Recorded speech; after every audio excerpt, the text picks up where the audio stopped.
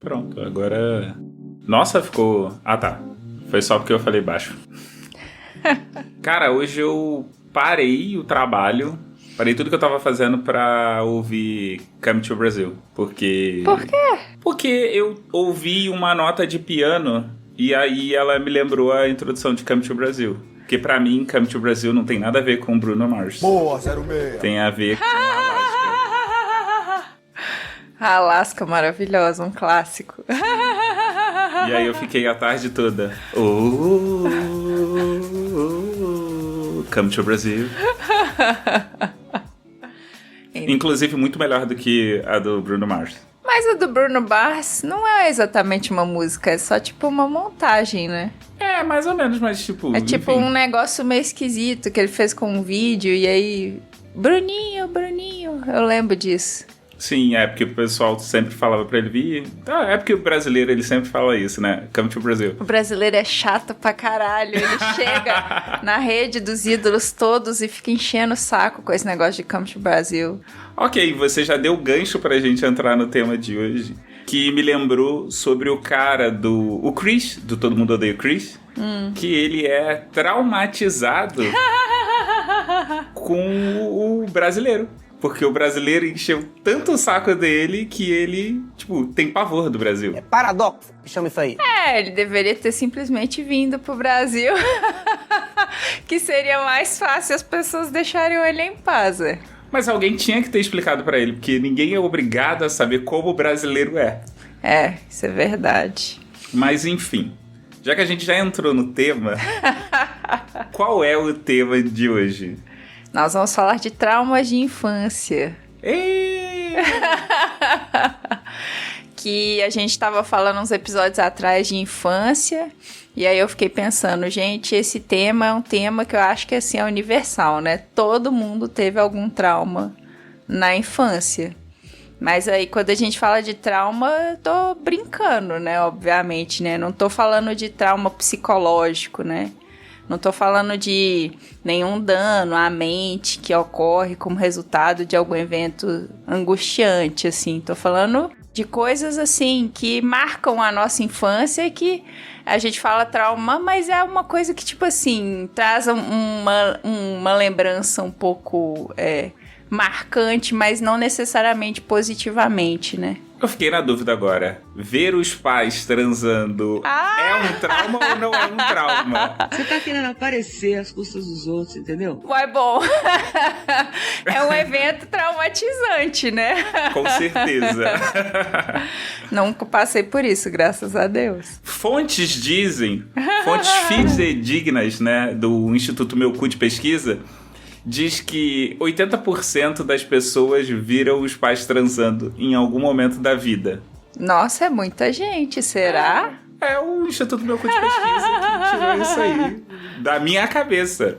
Bom, eu tenho traumas que são traumas clássicos das crianças dos anos 1980, né? A vinheta do Jesus no SBT, que eu acho que quase 90% da nossa audiência vai lembrar, né? Que do nada, você tava lá de boa assistindo, sei lá, seu carrossel, aí entrava uma vinheta do cara lá com a luzinha, Jesus, e aí tipo... Porra! 20 anos de curso, porra! Ah, foda-se, deixa aí.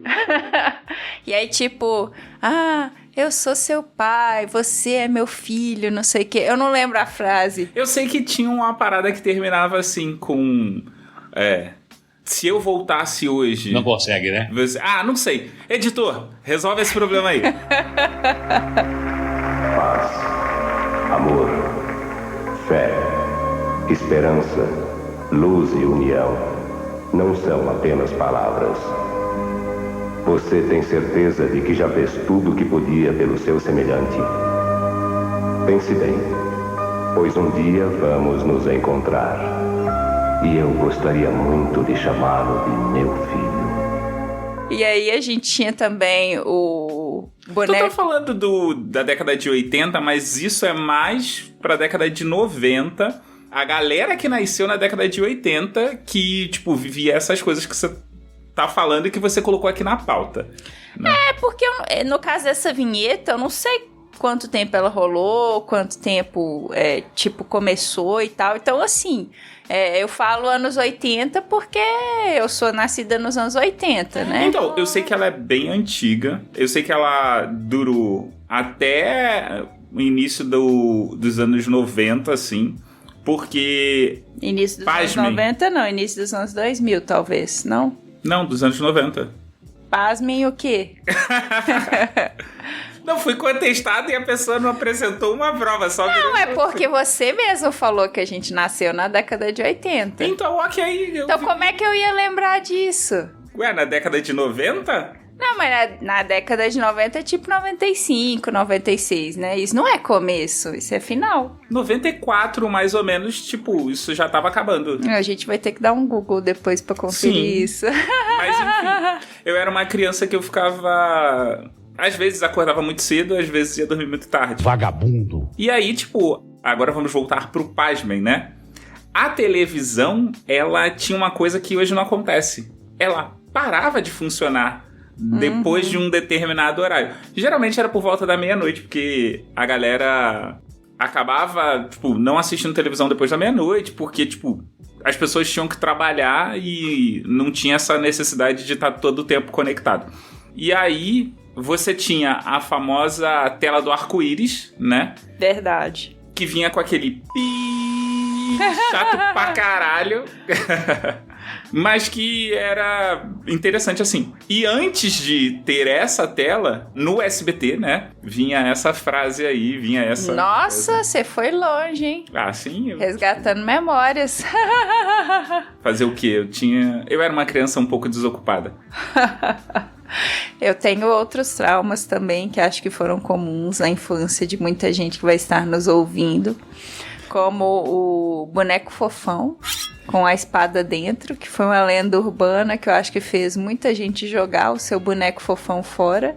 Você teve boneco fofão? Não, porque a gente já teve essa conversa no nosso relacionamento e você é a pessoa abastada dele. Ah, pronto!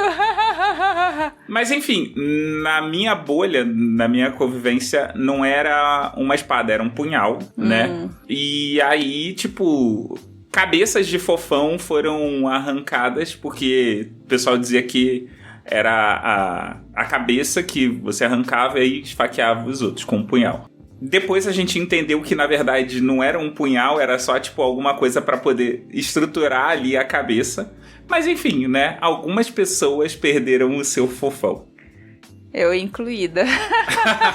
Sério que teu pai jogou fora? Olha, eu acho que sim. Eu acho que... Eu lembro que, tipo assim, rolou um debate a respeito disso, assim. Mas não foi uma coisa muito consciente da minha parte, não. Eu tenho só memórias muito vagas a respeito disso. Depois eu vou perguntar pra ele pra conferir. Tem também o clássico show da Xuxa ao contrário, né? O que é muito engraçado, porque eu tive, se não todos, assim, na minha infância e início da adolescência, quase todos. Porque, tipo, a gente tinha uma vitrola lá em casa...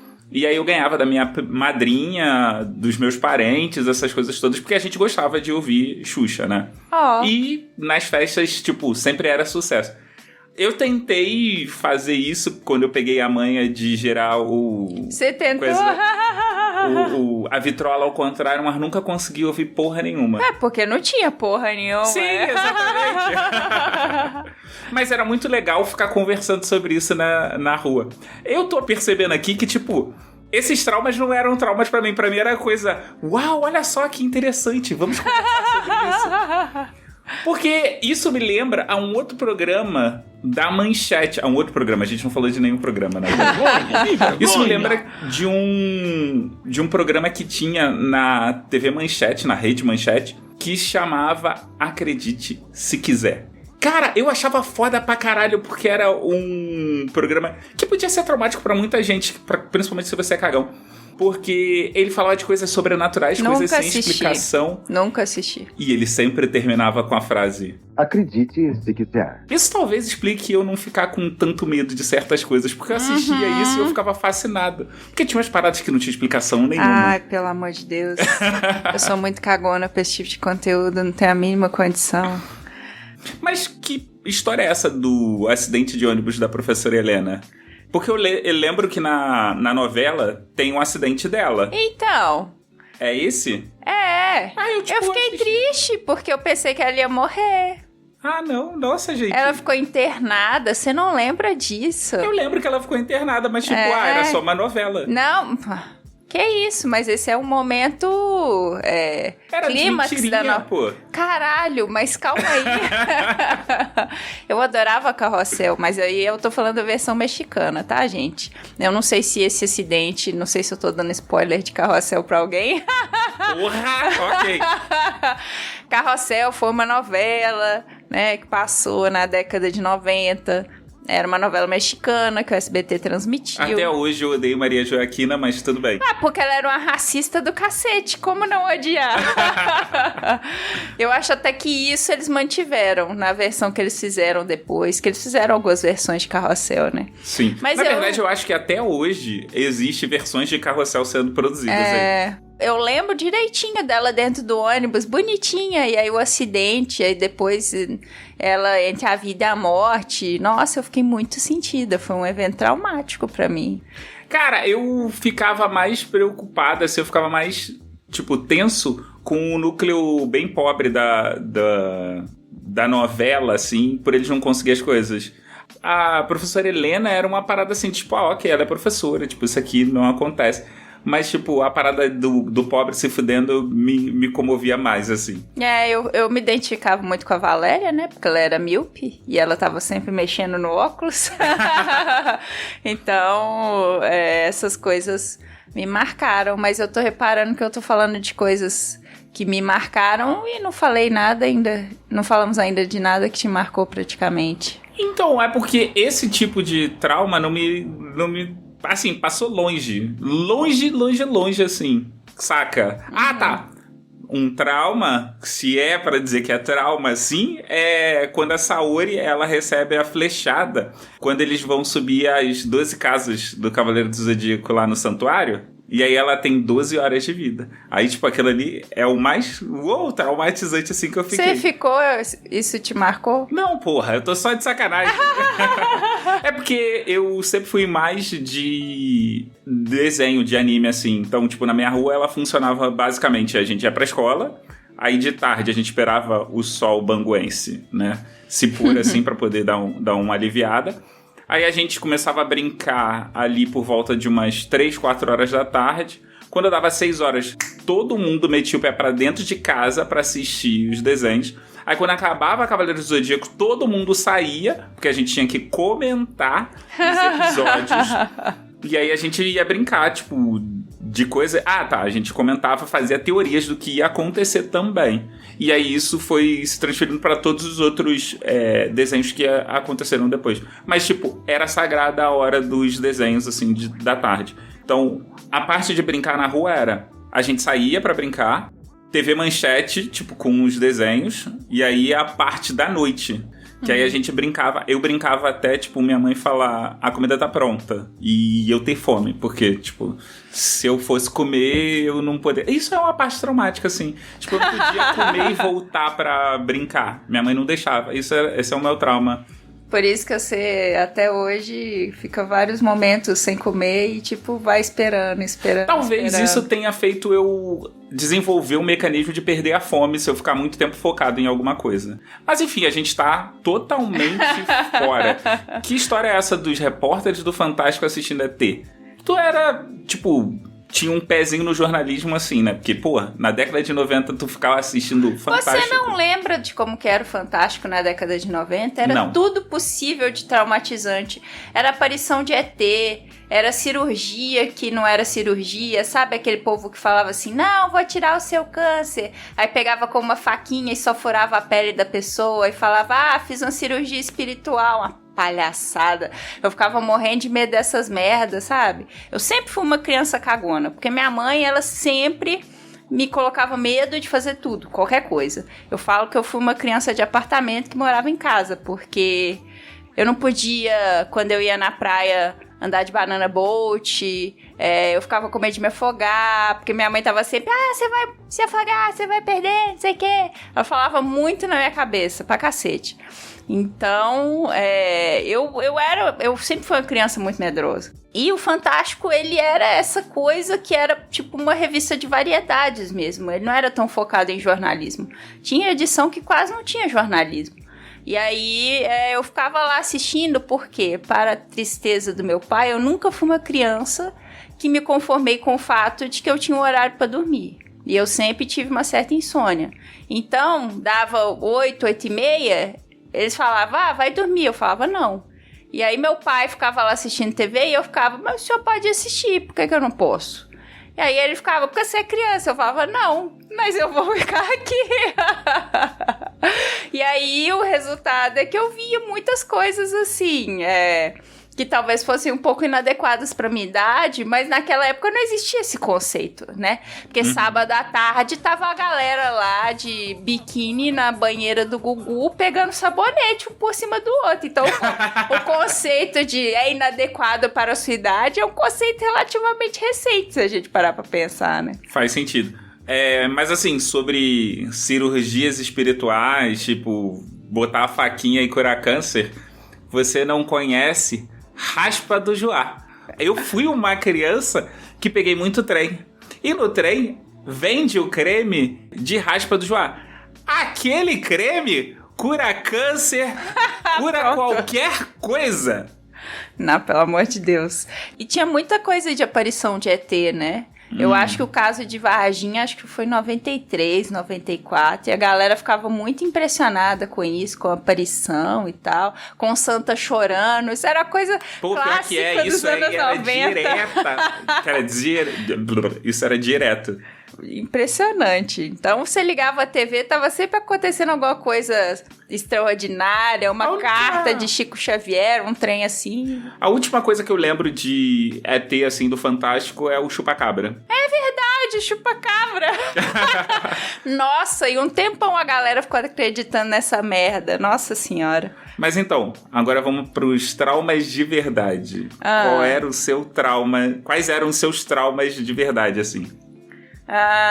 Uma coisa que marcou muito a minha infância e que eu tinha muito medo, porque eu era uma criança medrosa, né? Filmes de terror, eu nunca consegui assistir. E é engraçado, porque mesmo sem eu assistir, às vezes eu tava lá de boa, vivendo a minha vida, assistindo TV, e de repente entrava uma vinheta da Hora do Pesadelo, com o Fred Krueger. E aí eu fiquei tipo, caralho... Mas é um cara com a cara toda queimada e com unhas, e ele pode pegar pessoas. E eles faziam as vinhetas com as crianças, eles colocavam as crianças no parque e tipo o Fred Krueger atrás da árvore. Minha mãe odiava muito o Fred Krueger, porque eu dormia na cama dela sempre que eu via um comercial da Hora do Pesadelo.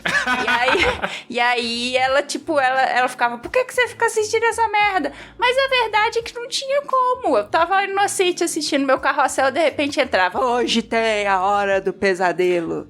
Então, eu sempre fui cagão, assim, pra filme de terror, então eu não via. Eu nunca vi Jason, Fred Krueger. Eu não sei, assim, eu sei muito mal e porcamente qual é o plot, mas saber o que é, eu não sei. Eu fiquei com cagaço quando assisti A Bruxa de Blair, quando eu assisti Contato de Quarto Grau. Nem vi. E aí, uns ou outros, assim... O Chamado também me deu um cagacinho. Você viu o Chamado? Você é corajoso. Porra, e o telefone tocou. Claro! O telefone tocou lá em casa e a gente ficou clássico. Assim... Quem vai atender esta merda? Mas, enfim, assim... um filme muito antigo mesmo, de terror, que... Esse eu fiquei, porra, me borrando, assim... Foi Candyman. Inclusive, eu queria ter visto a refilmagem, né? Que fizeram uma nova versão. Tá maluco, de jeito nenhum. Mas aí eu acabei não conseguindo ver, e aí fui deixando pra lá, assim, depois eu vejo, e não vi. Os meus traumas, eles são muito mais concretos, assim, tipo, brincar com grampeador e, tipo... E assim, mais de uma vez. Como não assim basta... mais de uma vez? Porra, você colocou uma vez e apertou pra ver o que acontecia, e aí você fez de um lado, você tem que tentar do outro. Tá de sacanagem. Não. Mas é que devem levar em conta que se trata de um indivíduo sem nenhum preparo. Tu grampeou seu dedo 2 vezes? Eu acho que mais. Como assim? criança, pô, tá experimentando, tá conhecendo o mundo. Mas você sabe que vai doer e que vai dar merda. Por que você faz? Experiência, porra. Era o método científico na prática ali. Ah, isso aí eu nunca fiz. Eu sempre tive medo de machucar meu dedo, hein? Ah, e se eu te falar que eu peguei o barbeador e eu fiz na direção que a lâmina desce. E aí, tipo, tava tudo ok. Tinha inclusive aquele lisinho dali do barbeador. Ah. Aí eu pensei, Não, e se eu fizer pro outro lado? Não, você tá de sacanagem. Ah, foi rapidinho assim, opa, não devo fazer isso. Aí sangrou. Pariu! Jesus, que nervoso! Criança, novamente, criança eu queria entender as coisas. E aí, tipo, eu ia fazendo mas tu isso. precisa meter o dedo, não basta alguém te falar. Então, se você meter o dedo, você vai machucar. Sim, ok. Mas, tipo, eu fico, será que vai mesmo? Não é possível. Eu sabia que ia me machucar, mas eu queria experienciar. Eu queria, tipo, entender o que aconteceria. Tanto é que foi um corte controlado, que, tipo, eu dei um corte leve e aí eu, tipo, opa... Já lavei, e eu fiz isso no banheiro, já lavei, já, tipo, botei lá... Você correu o risco de perder a tampinha do dedo. Não foi no meio que eu fiz assim. Ai, nossa. Que os deuses abençoem o elixir sanativo. Ah! Desde pequeno, este remédio maravilhoso me acompanha. Ai, tem o lance da tomada, mas aí a tomada foi tipo... Acho que toda criança faz uma vez só assim, tipo, quando nenhum adulto tá olhando... Meter o dedo assim, aí, tipo, eu senti uma eletricidadezinha. Tem uma galera que não sente. Você sentiu eletricidadezinha? Eu sou... Você já percebeu que eu tenho um quê pra pegar a eletricidade? Tipo, às vezes eu não tô encostando em porra nenhuma. Tô de chinelo ou tô de tênis, eu encosto num aparelho que tava... Ou tá ligado na tomada, ou que tava na tomada, assim, alguma coisa. E eu tomo um choque de eletricidade estática. Ai. É difícil falar eletricidade estática assim, de primeira. Olha, eu vou te falar, se eu tentei meter o dedo na tomada, eu era muito pequena e eu não lembro disso não. É aquilo que eu falei, não, eu sou criança medrosa, então toda e qualquer possibilidade de me machucar eu sempre evitei.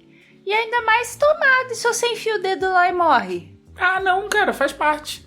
Faz parte morrer? São as estatísticas. Eu não achava isso, eu não achava que isso ia acontecer. Mas agora que a gente tava falando, tem uma outra parada que meio que me traumatizou pra caramba, que é futebol. Futebol na rua. Como assim? Porque, cara, eu sou um pereba, tipo, eu tenho 3 pés esquerdos pra jogar, assim. Ah. E... Porra, era difícil eu jogar futebol e não chutar a porra do meio-fio quando eu chutava Nossa, a bola de vez em Mogli. Ai. Mas assim, tipo, era o único rolê que a gente tinha que fazer. Talvez por isso até eu acabei caindo pro basquete, né? Menos chance de chutar o meio-fio. Outro trauma de brincadeira é taco na lata. O que é taco na lata? Ué, 2 pessoas, quer dizer, 2 não, são 4 pessoas. 2 de um lado e 2 de outro.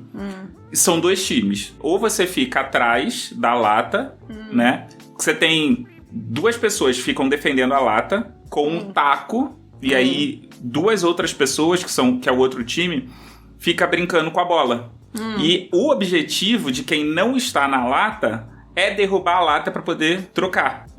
Você pode pegar essa bola e jogar pra casa do caralho, porque aí quando você joga pra casa do caralho, a pessoa vai buscar. Enquanto a pessoa vai buscar, você vai e cruza, mas tem que bater o taco no meio e vai e faz 10, pá, 20, pá, 30. Aí você vai até 100 pra vencer a rodada. Nunca joguei isso. Nunca jogou isso? Cara, Nunca. Isso é muito maneiro.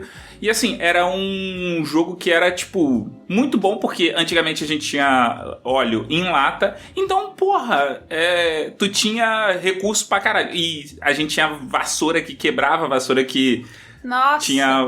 ficava com cabo, assim. Então a gente ficava com várias técnicas pra jogar. Porque, às vezes, quando a pessoa jogava a bola, se você conseguisse pegar no alto pra bater... Pô, aí tu jogava pra casa do caralho e era capaz de tu ganhar. Mas então, o jogo objetivo era você fazer isso. Só que às vezes, quando você tava na corrida, assim, você tava muito empolgado e o teu braço ia um pouco mais pra cima. E aí, o taco do teu companheiro, da galera que tava do teu time, batia na tua mão ou batia no teu dedo. Nossa! Mas é isso aí, faz parte. Era tipo, dói naquele momentinho e vai. Tem também, às vezes, isso já aconteceu, poucas vezes. Mas tipo, tu tá tão ali, porra, não, tô aqui perto, quero pegar a bola, não vou deixar passar, que tu fica muito perto e você não calcula a distância do arco que o taco faz. Nossa! E aí o taco vem na tua cara. Nossa, Deus! Mas isso aí são consequências de ficar brincando na rua, de brincar, tipo, com bola, com taco, com madeira, essa essas brincadeira coisas assim. eu nunca brinquei. A minha geração da minha rua foi uma segunda geração que herdou da galera que veio antes. Acho que, na verdade, era a terceira, porque eu acho que os meus pais também participavam disso. Era a terceira geração aonde tinha sempre a tradição de brincar muito na rua. Inclusive, a galera das ruas em voltas iam pra lá. E aí, cara, teve época que a gente fechava a rua e botava uma rede de vôlei e ficava jogando vôlei no meio da rua. A gente já meteu, tipo, queimado com 50 cabeças, assim. Caramba! A gente brincava de pique-bandeirinha, também tinha essas porra todas assim. Sua rua era movimentada. Porra pra caralho. Ó. Mas enfim, estamos de novo fugindo do coisa trauma. Podia ser brincadeiras de infância esse episódio, né? 2 em 1. Mas aí o que eu tava pensando? Você tava falando dessa questão de brincar na rua, eu não tive essa experiência e eu acho que muitas crianças hoje têm zero experiência nisso, né? Você praticamente não vê crianças brincando na rua mais. Então, é uma coisa mega complexa isso, porque a gente tem o aumento da violência, a gente tem o aumento das pessoas terem que trabalhar, né? Então, cada vez mais você tem menos pessoas tomando conta das crianças. Você também tem uma mudança de perfil. Hoje em dia, você tá mais conectado do que offline. Então, tipo, se você tiver... Vamos botar aqui um condomínio. Se tiver um condomínio onde as crianças preferem ficar mais brincando entre elas ali, tipo recreio, assim, do que online, às vezes é meio difícil de tu achar isso. Eu já morei num condomínio onde rolava muito isso, mas porque tinha 2 quadras, tinha área de lazer e ainda tinha os salões, assim, de festas. Então dava pra você diversificar e era assim, eram 6 blocos, cada bloco tendo 12 andares e cada andar tinha 12 apartamentos. Então tinha muita gente, tinha muito adulto, tinha muita criança e era uma parada interessante pra caramba, assim. Você via a galera brincando ali, as crianças brincando e as crianças não tão conectadas assim. Mas também isso já tem um tempo e eu não sei hoje em dia como é que está. Eu acho que essa questão das crianças estarem mais conectadas do que estarem offline, também é uma coisa que eu sinto pouco falta, né, de estar offline. Eu lembro que quando eu comecei a usar computador, a gente desligava a internet, né? Hoje Sim. Você praticamente não tem isso mais, né? Tecnicamente não, você não desliga, porque o seu roteador ele fica 24 horas ligado. Você desliga quando ele dá um problema. Pois é, então assim, tudo você faz online. O Brasil é um país que as pessoas podem não ter computador ou notebook, mas pelo celular elas estão sempre conectadas, né? Então, eu fico imaginando, por exemplo, meu sobrinho, não sei que tipo de infância ou adolescência que ele vai ter, né? Porque desde o primeiro dia de vida ele já teve tudo registrado, né? Tem fotos dele bebezinho, eu não tenho... Eu tenho medo disso. Pois é, então assim... E também a gente entrando um pouco nessa questão dos traumas, né? Os pais têm cada vez mais medo de traumatizar os filhos, né? Cada vez mais medo de frustrar, de traumatizar. Eles cercam muito as crianças de muitos cuidados, né? Então, acho que isso também é uma questão para refletir, né? Então, eu acho que os pais mais ou menos da nossa geração e os que vieram depois, eles têm um dilema que é ser amigo ou ser pai. E é complexo essa resposta porque algumas pessoas vão dizer que não dá para você ser amigo quando você é pai. Não enquanto você tá educando. Depois que o seu filho fica adulto e coisa e tal, você pode ser amigo, né? Porque o seu filho, ele vai entender todas as coisas que você fez, isso, claro, se houver um diálogo. E tem gente que acha que não, que acha que dá pra ter as duas coisas. Eu acho que é difícil você ser pai e ser amigo. No meu ponto de vista, você tem que ser uma das duas coisas. Não significa que você não pode ser uma pessoa legal. Acho que o papel fundamental dos pais é dar limites, porque com limites a gente começa a saber o que pode e o que não pode fazer, porque o mundo dá limites pra gente. Então, se você não tem limites em casa, é provável que você tenha limites no mundo. E aí, a gente conhece uma série de casos em que, quando você não tem limite em casa, dá ruim.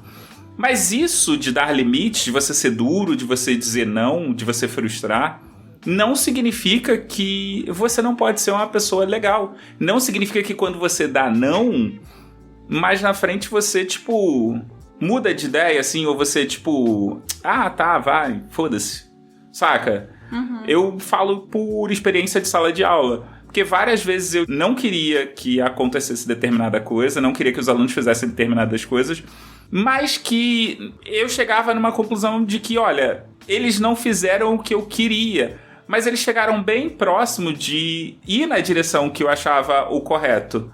Agora eu vou afrouxar um pouquinho aqui para eles também não ficarem tão sufocados com relação a, tipo, a rigidez que a gente tem que ter. Eu acho que a gente precisa ser rígido no momento certo. E precisa entender que, olha, eu sou rígido nesse momento, mas eu posso ser flexível, né? É aquele lance. Eu tô sendo palestrinha aqui, né? Me vejo obrigado a concordar com o palestrinha. Analisar cada situação e entender... Aqui eu preciso ser firme ou eu posso ser flexível? Se você puder ser flexível e houver a possibilidade para isso, seja flexível. Se não tiver como, não. Pura e simplesmente. Nossa, o meu filho vai ficar chateado comigo. Foda-se! Ok, isso é ser pai. E o fato dele ficar chateado com você não muda porra nenhuma. Só o fato de que naquele momento ele tá chateado com você. Ele vai continuar sendo seu filho, ele vai fazer pirraça, mas a partir do momento que ele puder bancar a vida dele, aí ele faz o que ele quiser da vida dele. Eu acho que tudo passa, né? Tudo são fases na vida. Ou seja, agora você deu a deixa, né? Porque é mais um momento coach. Eu não sei se foi você ou se foi eu. O interessante é que estamos chegando no final e eu reparei que nós não falamos a abertura do programa. Sério? Nós não falamos o bora. Pior que é. Quer falar? Então bora terminar? Bora. Tomar uma.